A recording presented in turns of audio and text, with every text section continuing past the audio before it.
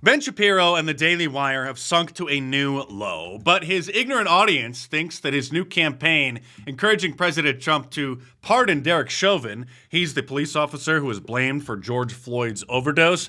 His ignorant audience not aware of the incredible gatekeeping that the Daily Wire and Ben Shapiro engages in, thinks that that is a great idea, that Ben Shapiro is very brave for taking on such a controversial position. But if you understand what it is that they're actually doing, you realize that this is a new low in conservative media. Stay tuned for this because, as Paul Harvey used to say, wait until you hear the rest of the story. And subscribe to my channel if you're new here because you're not going to get information and analysis like this anywhere else. But how could this possibly be a bad thing, you're wondering? Shouldn't Derek Chauvin be released from prison? Well, absolutely. But like I said, wait for it. He didn't just make this announcement off the top of his head. This was a planned campaign that they launched last week with an accompanying website, pardonderek.com, which we'll look at closely in a moment. President Trump should, in fact, pardon Derek Chauvin. As I say, we will be covering this pretty extensively in the coming weeks. Right now, you should go to pardonderek.com and sign our petition asking President Trump to grant justice to Officer Derek Chauvin. That is pardon, P-A-R-D-O-N, Derek.com, P-A-R-D-O-N-D-E-R-E-K.com. Ben Shapiro is a Harvard-educated lawyer, and he, of all people, knows that President Trump can't get Derek Chauvin out of prison because he was convicted on state murder charges. He was convicted on federal civil rights violations as well, which President Trump couldn't pardon those, but he still isn't going to get out of prison. But little Ben is giving the impression that Derek Chauvin could just be set free. He can just walk right out of prison, just like the Proud Boys, who deserve to all be set free. And again, this wasn't just a comment that he made off the top of his head.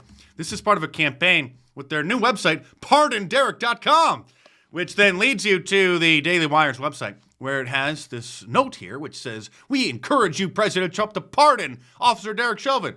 Sign the petition over here."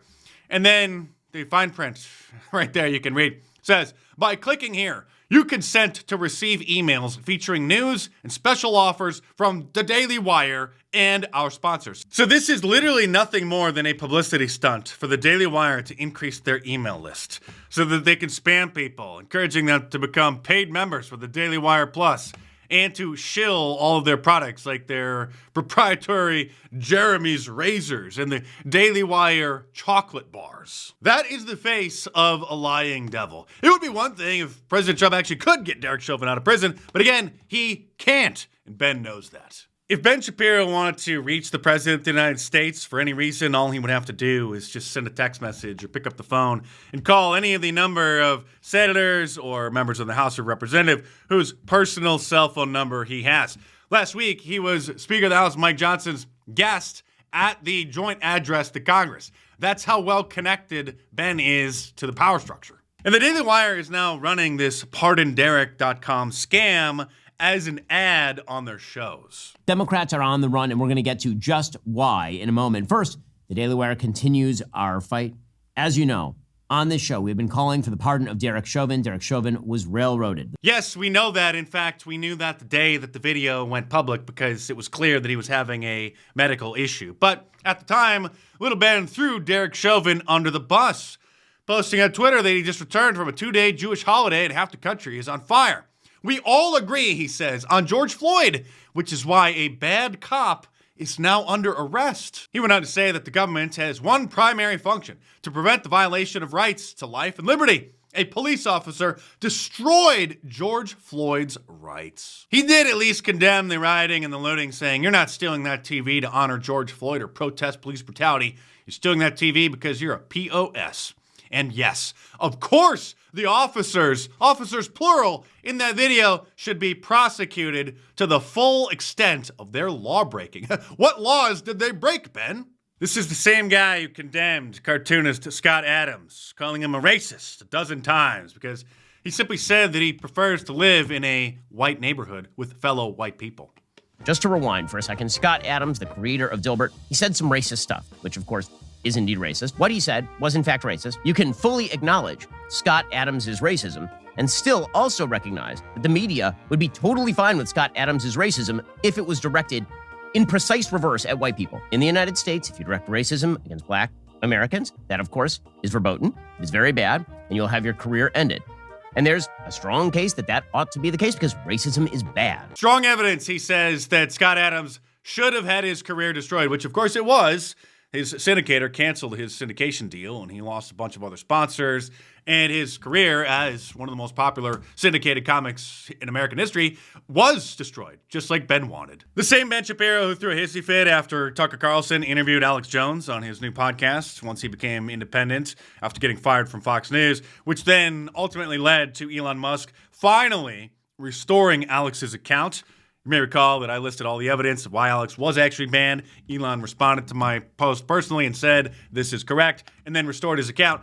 That made Ben very upset. It's hard to find less of an Alex Jones fan than I am. The sort of soft peddling of Alex Jones that Tucker Carlson did on his X show the other day, I thought was absurd. Because frankly, I don't think Alex Jones is totally worth defending as a human being. Well, Ben, I guess that's just one of 100 things you and I disagree on. Just like I don't believe that anyone in conservative media or anyone in media or anyone anywhere should be canceled because they express sympathy for the innocent Palestinians in Gaza. In fact, the neocon position is that there are no innocent Palestinians in Gaza, period. But we all know what happened to Candace Owens after she started expressing sympathy for the innocent civilians there. And then instead of admitting the now obvious unwritten rule of conservative mainstream media, thou shalt not criticize Israel for any reason whatsoever, no matter what, Ben just sat there silently when he was asked why they fired Candace. One of the consequences of this war has been a lot of very high passions on both sides, a lot of angry disagreements. You and your company have been at the center of a very high-profile one at the moment with Candace Owens, who's now left Daily Wire. Can I ask why? I mean, you can ask. No, I'm not. You can ask why you don't want to say anything. Again, you can ask. I'm only curious because I know what a staunch defender of free speech you are, and it would surprise me if it had been someone's opinions that would make you want to part company with them, however contentious. I mean, suffice it to say, the only thing I will say is what I've said all along with regard to Candace or with regard to any of our other hosts. I am not in hiring and firing position with the Daily Wire. I'm a co-founder of the Daily Wire.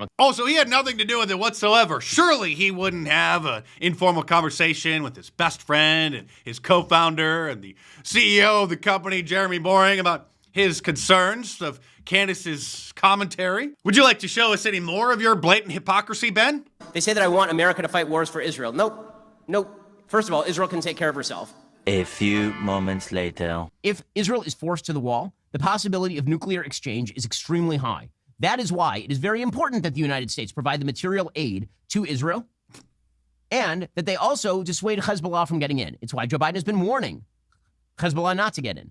That's what's happening right now. After Palantir, the Orwellian tech company, announced that they were going to be hiring 180 Jews from college campuses who need a safe space because they got their feelings hurt because of the anti-war protesters, Ben Shapiro responded to that post saying that he loves this. What he doesn't love, however, is people questioning the motives and the tactics of his beloved state of Israel. And you're just asking questions. You don't know, right? This is the game that is played by so many corrupt commentators. Just asking questions. I don't have to show you evidence that something terrible is happening. I don't have to actually demonstrate how the thing is happening. I don't have to tell you who the problem is. Wink, wink. But I can just tell you right now that there is a problem. But even, and if I'm asked about it, hey, I'm just asking questions. Now, let me tell you something about just asking questions for a second. But first, a word from our sponsor. Go to PardonDerek.com and give us your email address so that we can shill to you some of Jeremy's razors and Daily Wire chocolate bars. Ben doesn't like people asking questions about some of the negative side effects about our foreign policy regarding Israel, which Osama bin Laden addressed in his manifesto, the letter to the American people, where he specifically said the reason why al-Qaeda attacked us on 9/11 is because of America's involvement in the Middle East, particularly meddling in certain conflicts which we have no business being in, backing Ben Shapiro's favorite little country over there. He certainly doesn't want you to start asking questions about things like the clean break memo or the Lavon affair. And also last week, the Daily Wire CEO Jeremy Boring posted this very ominous and disturbing message on Twitter saying, yesterday was a terrible day for American Jews.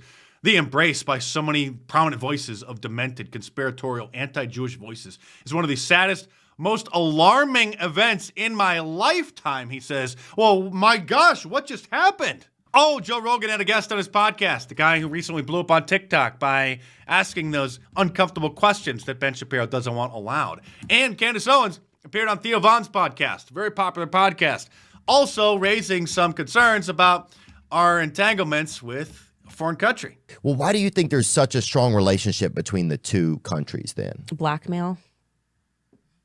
I think blackmail, and I think this is the reason why we don't get to open the Epstein files, we don't get to open the JFK files, and I think it's a form of gaslighting us to pretend that our special friend and ally isn't just a and by the way, the NSA documents that Edward Snowden leaked over 10 years ago reveal that our intelligence agencies consider our greatest ally to actually be a top spy threat.